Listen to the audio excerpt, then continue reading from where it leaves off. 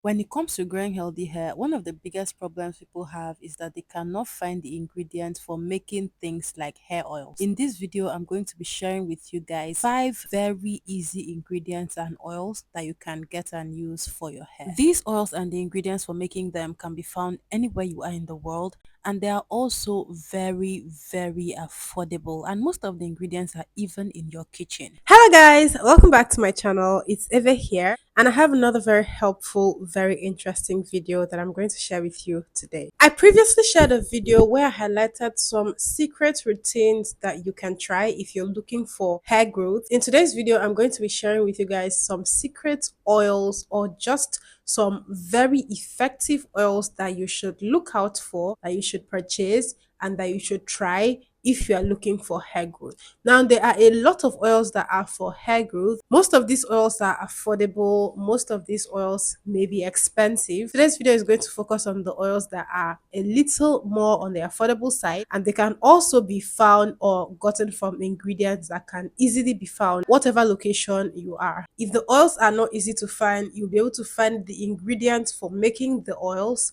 very easily. Let me say that for all of these oils I'm going to mention today, I'll be mentioning five. All of the oils can be applied to your hair anywhere from 1 to 3 times a week. You can reduce it or you can increase the number of times you apply based on what your hair needs are or what recommendations are. And the very first oil we have here is hibiscus oil. Now, we may be familiar with hibiscus spray for hair growth, hibiscus tea for hair growth, or even hibiscus itself. If you're in Africa, if you're in Nigeria, hibiscus is commonly known as zobo leaves here. So they are very easy to find. If you are in other locations, I'm sure you can find either the hibiscus plant. Yes, you can use the raw or the fresh hibiscus plant. You can also use the dried hibiscus leaves.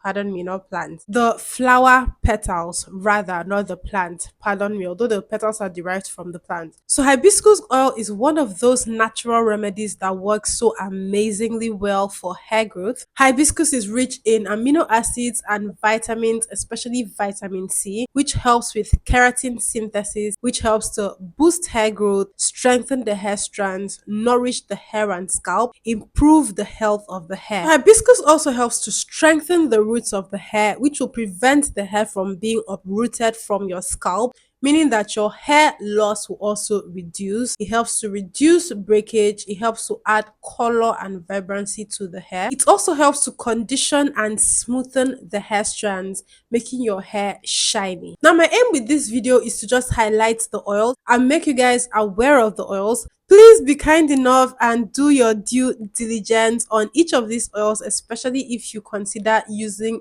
any one of them. If you need to do a patch test so that you'll be able to tell whether the oil will work very well for your hair and your scalp. And then the next oil that we have is, why am I smiling?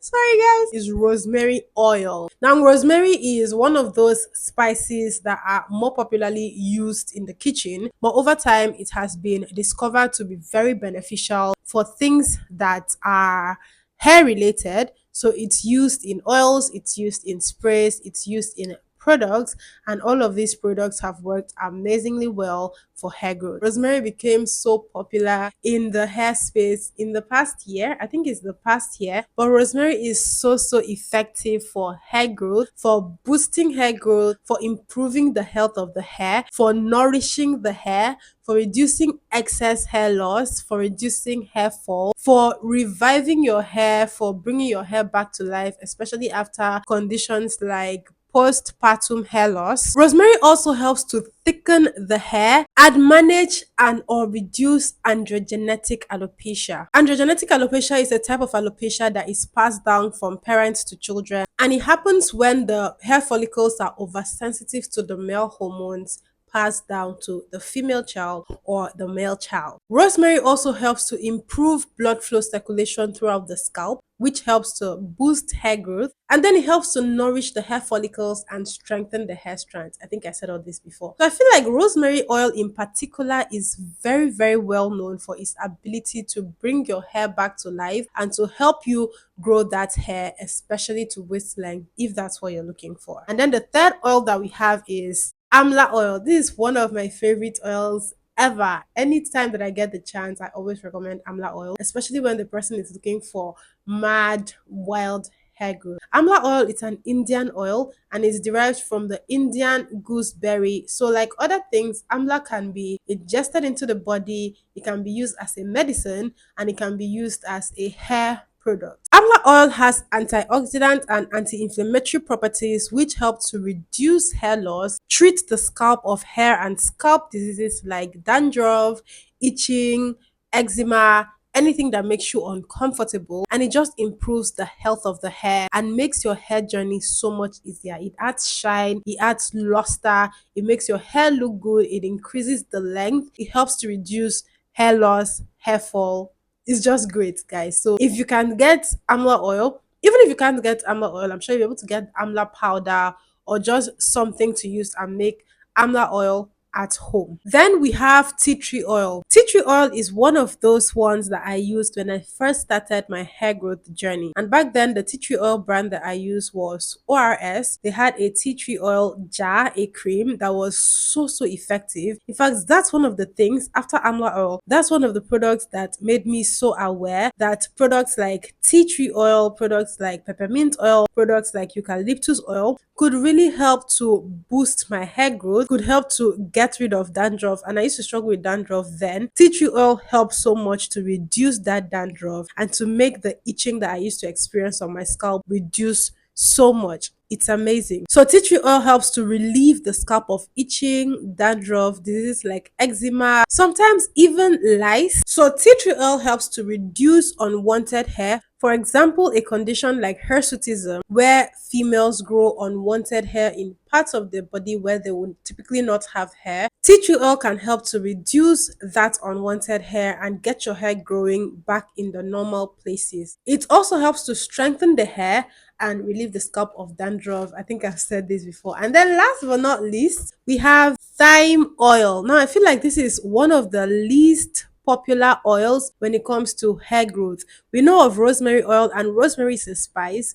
Thyme is also a spice that is similar to rosemary. It's just that the strands or the grains or the leaves are shorter than rosemary. So thyme can also be made into an oil. And thyme oil is great for regenerating the hair follicles, reducing hair loss, preventing unnecessary hair breakage, strengthening the hair strands, stimulating blood flow circulation throughout the scalp as well, and all in all, boosting hair growth and improving the hair and the scalp health. So these are 5 very easy oils that you can make. They are on the less expensive side. They can easily be made at home, or they can be made from ingredients which can easily be found and made into the oils at home. So I decided to focus on the oils that are less expensive and made from ingredients that can easily be found, because there are other options for oils like Bringraj oil, but oils like Bringraj oil may not typically be found in every location. And even here in Nigeria, there are some things that we cannot really find to make these oils unless we go out of our way to look for them or order them online, and then the raw materials arrive weeks after we've placed our order. This focused on the ingredients that can easily be found. I'm sure wherever you are, there are things like thyme, there are things like